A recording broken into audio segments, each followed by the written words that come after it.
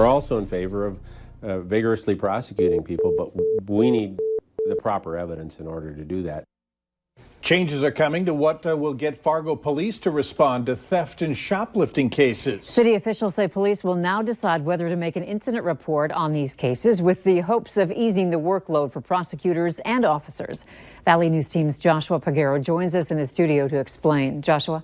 Andrew and Mike, Fargo police tell me certain criteria will now have to be met before officers respond to certain crimes. They say thefts must be for over $500, and if they are under, then they must present a public danger. The changes will affect shoplifting cases at businesses and home thefts. Let's say you lose a package of Porsche Pirate and you didn't notice for a couple of days. Even if you have security camera video and if it's under $500, police can now decide whether to file a report. City Attorney Eric Johnson says this is an effort by law enforcement to focus on cases that can be prosecuted. Johnson says video evidence isn't enough to prosecute someone in court. Is the case just convene the case and put the tape into the machine and play the video, and the jury's supposed to decide guilt or innocence based on a videotape with nothing more? If that's all you have is videotape, that's all you have to present, right? The police policy will go into effect soon on August 21st. Mike and Andrea? All right, thank you, Joshua. Coming up on Valley News Live 10 at 10, we'll break down how this policy impacts local businesses and even homeowners when there's a burglary. Pretty dreary out there, and for some, there's been some rumbling. Let's get the latest from Hutch, who's here with your no-wait weather tonight. Hutch? Thanks so much, Mike. As we head into the evening hours here in the FM area, we've remained fairly quiet, albeit on the cloudy side. That's not the case along the South Dakota border, where we have some stronger thunderstorms, and frankly, that is where the risk for anything severe will be as we head through the evening. Isolated showers and storms along Highway 200 and in the Grand Forks area. First and foremost, pushing through Sisseton, we have a severe thunderstorm capable of some gusty straight-line winds. The warning is in effect for the Sisseton area until 6:15. But as you can see, the leading edge of this thunderstorm cluster has pushed through Sisseton and is now crossing into the I-29 corridor. There are some pretty robust wind speeds estimated by Doppler radar with this storm as it moves off to the east. Gusty and damaging straight-line winds heading towards areas north of Browns Valley are taking place right now.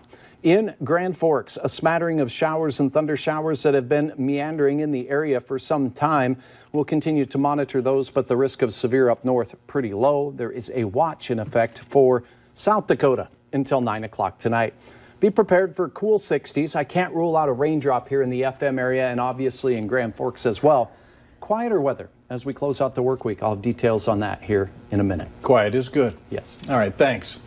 A Fergus Falls man is facing 2 felony charges of gross sexual imposition after court records say he's sexually assaulted 2 young girls. Investigators say 52-year-old Shannon Peterson was in bed watching a movie with an 8- and 13-year-old when some of the incidents reportedly happened. One victim told police that she woke up to Peterson behind her, touching her private parts, while the other victim says she woke up to one morning to Peterson trying to remove her leggings. A warrant is currently out for Peterson's arrest.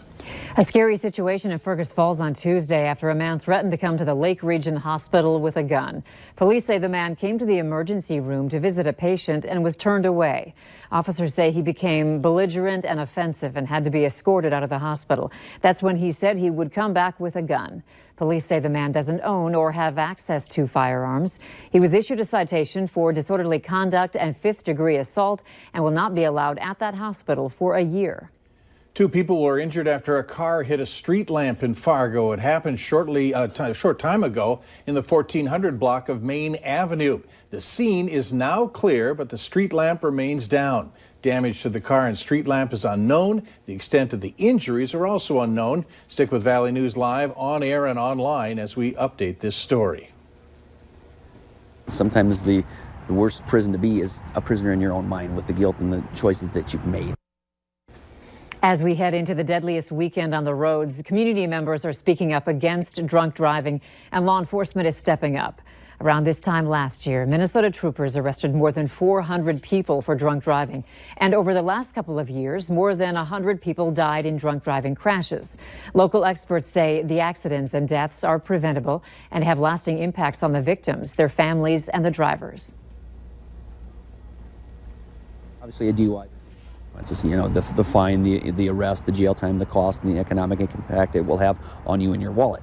But you put that into perspective with a crash where you hurt, say, somebody else or take a life. I mean, there's no going back. There's no redoing that.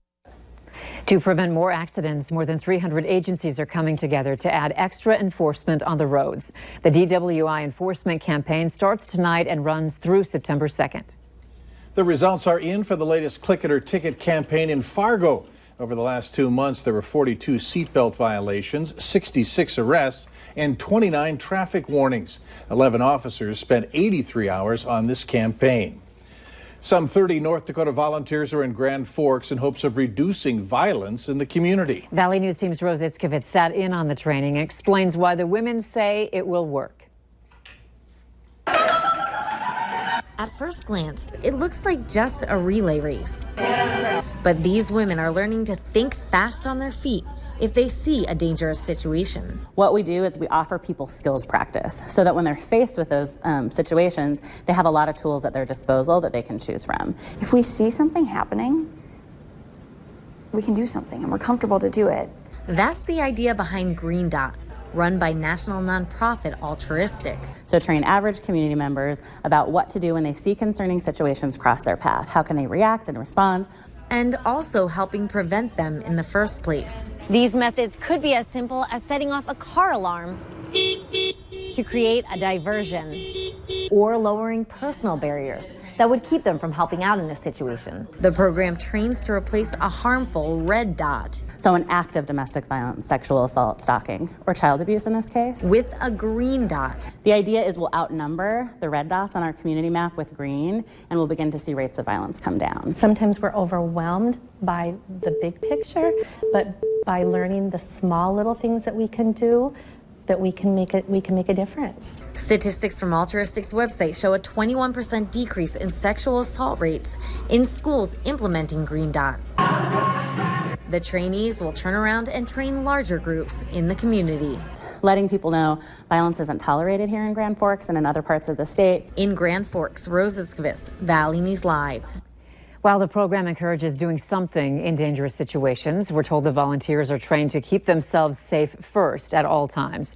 And although the 30-plus volunteers this time happen to be women, the training is open to men and women.